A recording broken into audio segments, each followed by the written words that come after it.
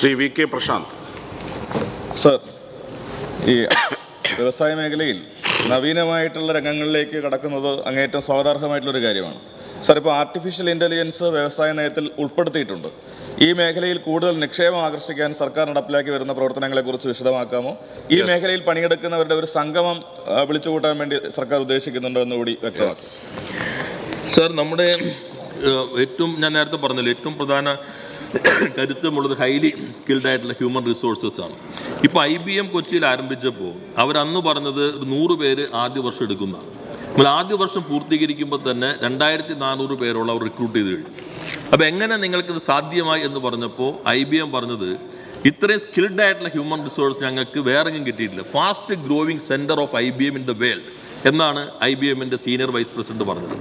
അതിന് കാരണം ഒരു വർഷത്തിനുള്ളിൽ 2 പ്രൊഡക്റ്റുകൾ നമ്മുടെ കേരളത്തിൽ നിന്നുള്ള ആളുകൾ ഡെവലപ്പ് ചെയ്തു. അത് ലോകോത്തരമായിട്ടുള്ള വിപണിയിലേക്ക് വന്നു. ഡെൽറ്റ എയർലൈൻ ലോകത്തിലെ ഏറ്റവും പ്രധാനപ്പെട്ട എയർലൈനാണ്. അവർ ഉപയോഗിക്കുന്നത് ഈ പ്രൊഡക്റ്റാണ്.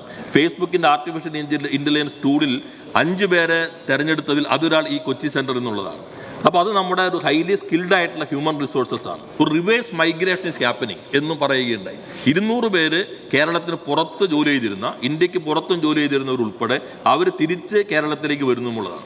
സാർ, 3000 പേര് IBMൽ ജോലി ചെയ്യുന്നു എന്ന് പറയുമ്പോൾ ഒരു വർഷം ശരാശരി ഒരാൾക്ക് 20 ലക്ഷമാണ്. 600 കോടി രൂപ ശമ്പളം ഈ 3000 പേർക്ക് ഒരു വർഷം കേരളത്തിൽ ലഭിക്കുന്നു എന്നുള്ളതാണ്.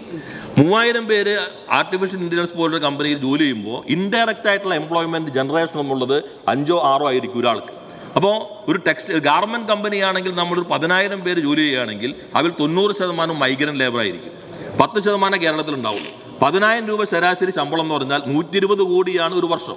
അതിൻ്റെ പാരിസ്ഥിതികമായ ആഘാതം, മറ്റു പ്രശ്നങ്ങൾ. അപ്പോൾ നമുക്ക് യോജിക്കുന്നത് ഇത്തരം മേഖലകളാണ്. ഒന്നുകൂടി ഞാൻ പറയാം. ഇപ്പോൾ റോബോട്ടിക്സ് നമ്മളെല്ലാവരും അംഗീകരിച്ചതാണ്.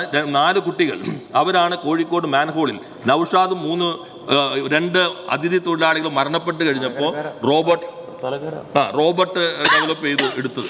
ആ റോബോട്ട് ഡെവലപ്പ് ചെയ്ത ആ ചെറിയ സ്റ്റാർട്ടപ്പ് ഇന്ന് 400 പേര് കിൻഫ്ര പാർക്കിൽ റോബോട്ട് നിർമ്മിക്കുന്ന കമ്പനിയായി ചുരുങ്ങിയ കാലം കൊണ്ട് ഡെവലപ്പ് ചെയ്തു. കഴിഞ്ഞ ദിവസം പാലക്കാട് തന്നെ 300 പേർക്ക് ജോലി ചെയ്യാവുന്ന പുതിയ സ്ഥാപനത്തിൻ്റെ ശിലാസ്ഥാപനം നടത്തി. അപ്പോൾ ഈ 2 മേഖലകൾ, AI ആൻഡ് റോബോട്ടിക്സ്, ഇങ്ങനെയുള്ള മേഖലകളിൽ ഇന്റർനാഷണൽ തലത്തിലുള്ള കൂടുതൽ ആളുകൾ ആകർഷിക്കാൻ ഗവൺമെന്റ് ശ്രമിക്കുന്നു.